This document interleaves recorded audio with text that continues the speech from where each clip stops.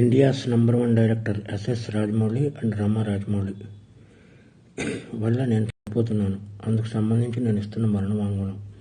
వీడేంటి పబ్లిసిటీ కోసం ఇలా చేస్తున్నాడు అని మీరు అనుకోవద్దు. పబ్లిసిటీ చేసుకునేవాడు ఎవడో చనిపోవాలని అనుకోడు. అందుకే మరణ వాంగ్మూలం ఇస్తున్నాను. నేను పనిచేసిన వాళ్ళలో MM Keeravani, Gundam Gangaraju garu, Chandrashekhar Yeleti, Anu Raghavapudi, Mythri movies MO Cherry, dream farmer Sudheer, ఇలా లిస్ట్ చెప్పుకుంటూ పోతే చాలా ఉంది. వీళ్ళందరికీ మా ఫ్రెండ్షిప్ గురించి తెలుసు. మేము ఎంత క్లోజ్ ఫ్రెండ్స్ ఏంటి అనేది అందరికీ తెలుసు. స్టోరీలోకి వస్తే మాది 1990 నుంచి ఫ్రెండ్స్. మాది 34 సంవత్సరాల ఫ్రెండ్షిప్. రామాయణం, మహాభారతం ఆడవాళ్ళ వల్ల జరిగాయి అంటే ఏంటో అనుకున్నాను, కానీ ఒక అమ్మాయి వల్ల మేము ఇలా అవ్వాల్సి వస్తుందని కళ్ళలో కూడా ఊహించలేదు. అందరి జీవితాలలోనే మా జీవితంలో కూడా ఒక అమ్మాయి ప్రవేశించింది. ముందు రాజమౌళి, తర్వాత నేను. As it is triangle love story, Arya 2.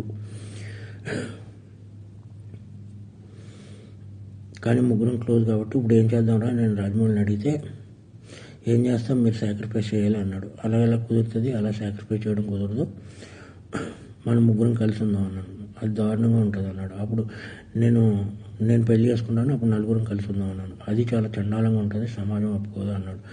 పరిస్థితి ఏంటంటే కాలం అన్నీ మార్చేస్తుంది, మీరు సాక్రిఫైస్ అవ్వండి అన్నాడు. ఓకే అని చెప్పి నేను సాక్రిఫైస్ అయిపోయాను. ఎందుకంటే కెరియర్ బిగినింగ్లోనూ ఎవరో వర్క్ లేదు. ఇదంతా శాంతి నివాసం కంటే ముందు జరిగిన విషయం.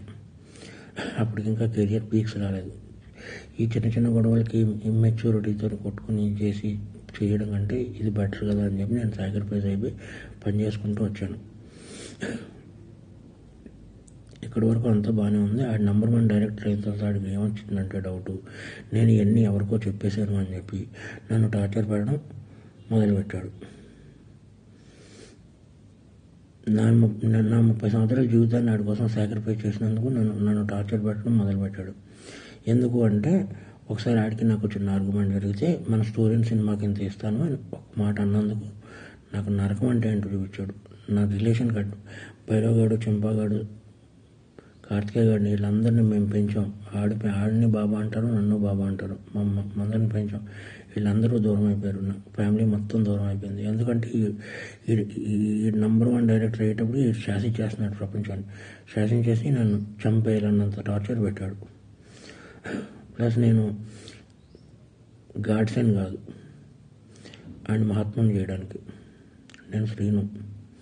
అందుకని చెప్పి నేను ఈ డెసిషన్ తీసుకున్నాను. ఈ డెసిషన్ తప్పు రైట్ అనేది నాకు పర్సనల్. 55 ఇయర్స్ ఎలాగ అయిపోయినాయి నాకు. 55 ఇయర్స్లో నో మ్యారేజ్, నో ఇది, ఓన్లీ సింగిల్, ఇలా బ్రతికారు.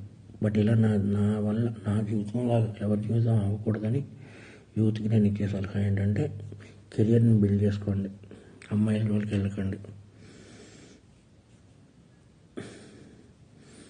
ఇది ఫ్రెండ్స్ నేను చెప్పదలుచుకున్నది. ఎందుకంటే ఏం లేదు, బాధ వస్తుంది. ఒక ఫ్రెండ్ వల్ల నా జీవితం ఇలా అయిందా?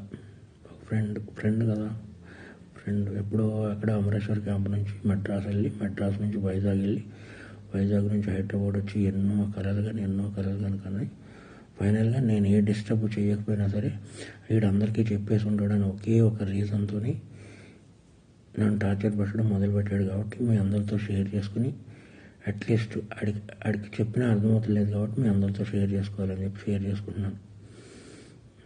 ఇది ప్లస్ ఇంకొకటి, ముగ్గురు మధ్య జరిగిన దానికి సాక్ష్యాలు అది ఏముండవు. నేను చనిపోతున్నాను కదా, సుమోటో కింద తీసుకుని లై డిటెక్టర్ టెస్ట్ పెడితే తెలుస్తుంది ఏది నిజమో ఏది అబద్ధం అనేది. ఎవరైనా లై డిటెక్టర్ టెస్ట్ పెడితే నిజాలు బయటపడతాయి. లై డిటెక్టర్ టెస్ట్ పెడితే కానీ తెలియవు ఏం జరిగిందనేది, మా ముగ్గురు మధ్య ఏం జరిగిందనేది. ఎనీవే, ఏదన్నా సాడ్ ఫర్.